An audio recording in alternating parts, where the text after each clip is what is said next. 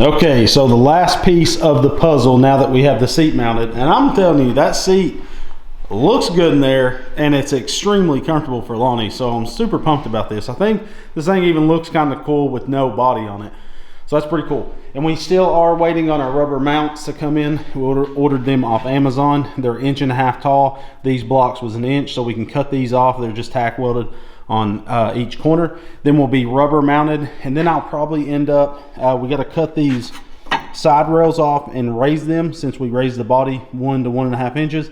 Then we can raise these rails and actually bolt the sides of the little side skirts or whatever down, because they was never bolted from factory. So that'll make it sturdy, so the body isn't bouncing around when we're, you know, hoon snorting on it. We did put that primer bulb. We have links to these down below. This is a freaking lifesaver when you got a pulse pump. All you do is squeeze it a couple times, primes the fuel up to the carb, and you have no problem starting. That's the biggest problem we always have with the pulse pump, is you have to prime them up, and especially if this sets for a week or so, all the gas kind of trickles back down in the tank and it loses its prime. And then the pulse pump kind of air locks for a while. It's real aggravating. So next piece of the puzzle is this exhaust. We did a short on this, and we just being a fool because we knew we'd be remaking this thing, but this thing actually went viral. We got like 700,000 views on our short, so it's pretty funny. And there's so much hate comments on like ripping on us when we was just having fun doing something dumb.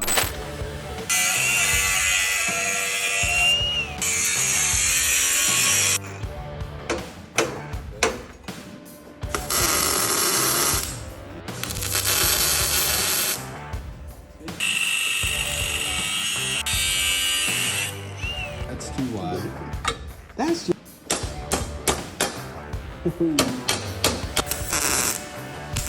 it's so custom, it's crazy. Looks good. I'd pay for that. When you lie in your application, we get the job.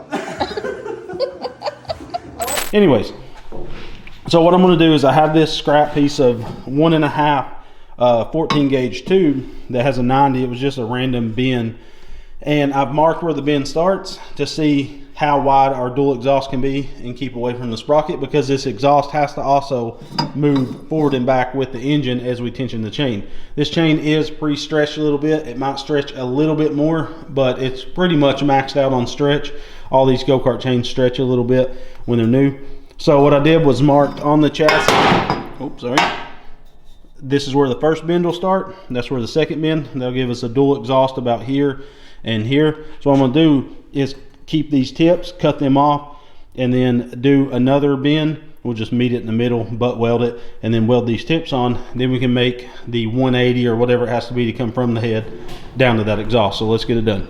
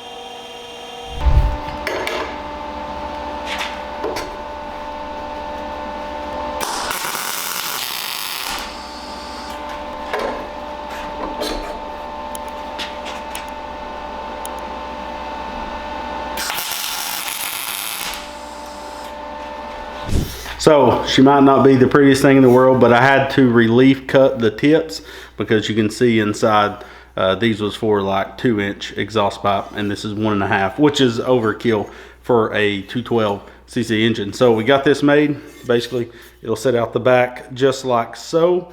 And now we just need to clamp it onto the chassis and then bring the header down into it. So all I'm going to be doing for that is hole sawing, you know, whether we use 1 inch or 1.5 inch exhaust, I'll just hole saw wherever that needs to be to run the exhaust in. And once we get everything mounted up, I can make some supports for this so the header isn't holding it up, that it's bolted to the chassis and can slide with the engine. So let's get back on the frame.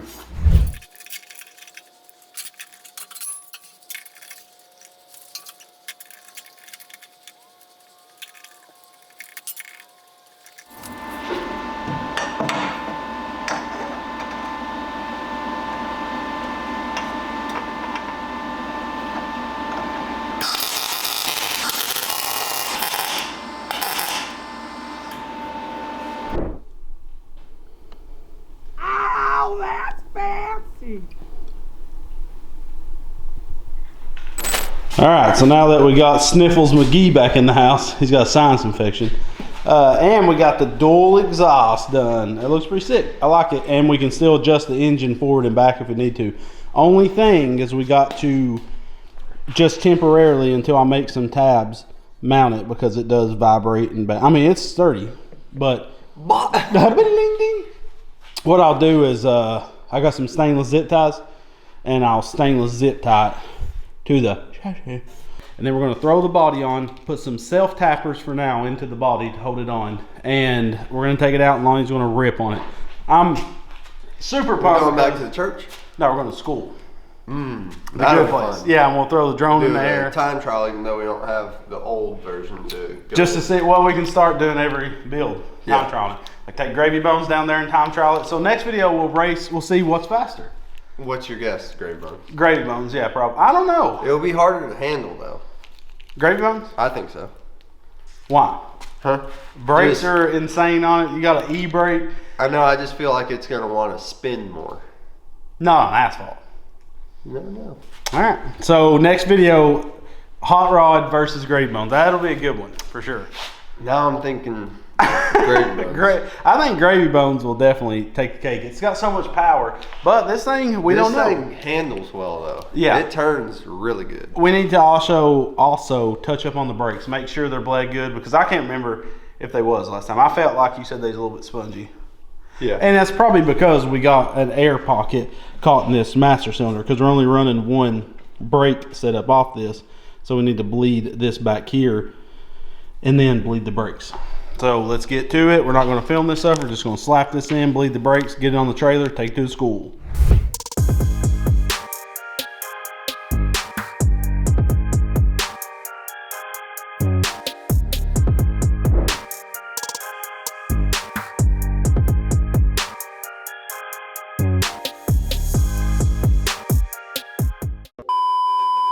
All right, so the Hot Rod Go-Kart is all ready to rip. Look at Lonnie looking like ready to rip it. Freaking Lane Frost. So no one's rode it yet. We had to do a little fix because I had to order the smaller needle and seat for this carb. Basically, you can't run these 24, 26, or 34 millimeters right out of the box on a pulse pump. So what you have to do, if you want to do it the jerry-rigged way, is put a T in from the output of the pulse pump into the carb, tee it off, and return it back into the fuel can. You got to put a shutoff valve on there so you can regulate the fuel pressure. So what that's going to allow it is when the needle shuts off the fuel in the carb, it's going to allow somehow to bypass that fuel pressure, and it works actually really good. You just got to fine tune this little knob. So if you start spitting and stuff after a while of ripping, open or close it some. Probably open it a little bit, yeah. But I did order a needle and seat, a 1.5 for this, and we'll do a video on that later. So Lonnie's going to ride it in the field, and then next video we're going to go race each other, me on Gravy Bones. I think this will be more nimble. I do too, but Gravy Bones has more power. And it's got way better brakes, like more control brakes. You can lock up the rear end if you want. You'll be drifting everywhere. So Lonnie's going to go ride it in the field and see what it's all about. Great.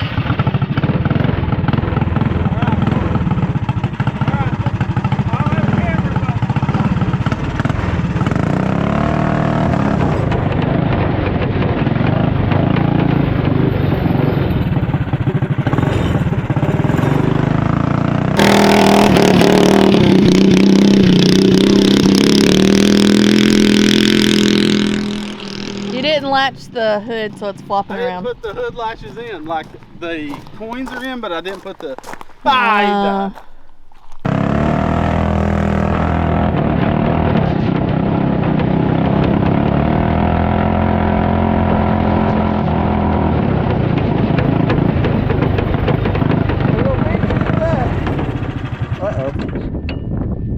I got flooded.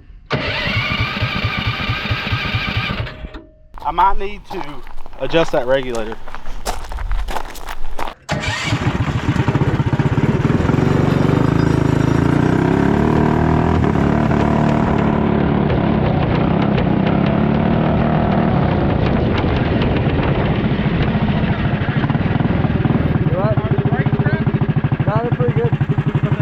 They're not locking up. I tried to lock it up and like drift it. Didn't do that, but it slows you down pretty good. Yeah.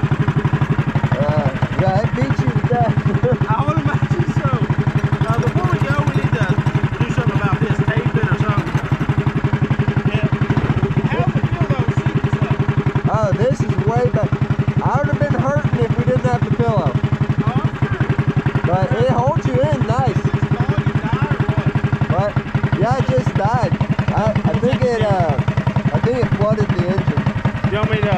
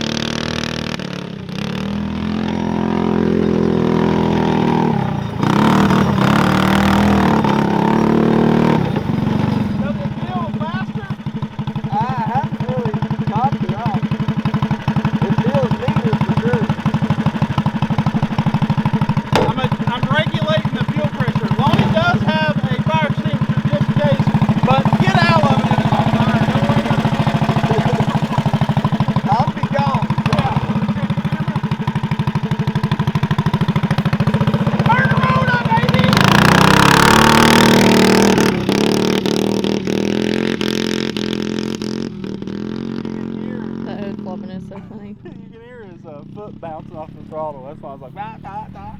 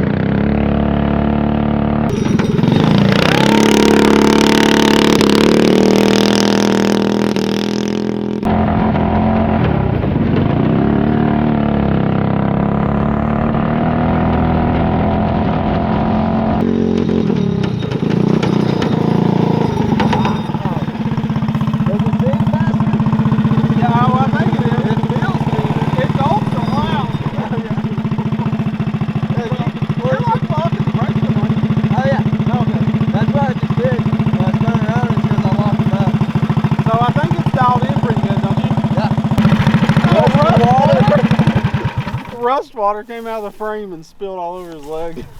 That thing, seems like it's way quicker. Oh yeah. So it's gonna be fun. So basically, next episode is us ripping at the school, racing each other. So we need to bring a little bit of fuel because this only has a tiny little Go Power Sports spun aluminum tank on it. So I want to make sure we have extra fuel. So let's get her loaded up and go race them, baby. Guys, thank you for watching today's video. Make sure to check out the links in the video description for everything we've used on this hot rod go-kart. Now, if you remember, we put the Hot 265 cam.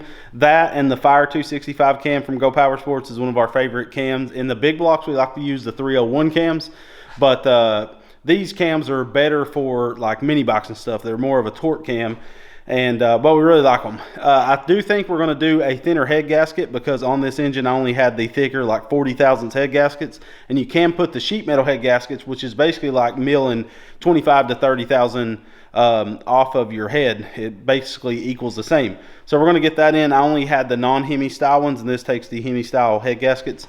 So we'll do that in a later video and port that engine while it's probably disassembled at powder coat. Now make sure to let us know if you want to see this supercharged or a mini bike supercharger, because I don't care to put the supercharger on the hot rod go-kart. I just think it would be better utilized on the mini bike, but we'll do whatever you guys, the more votes for the car, we'll do it for the car. But make sure to check out those links. They do help us a ton, and we've used everything on this thing from Go Power Sports.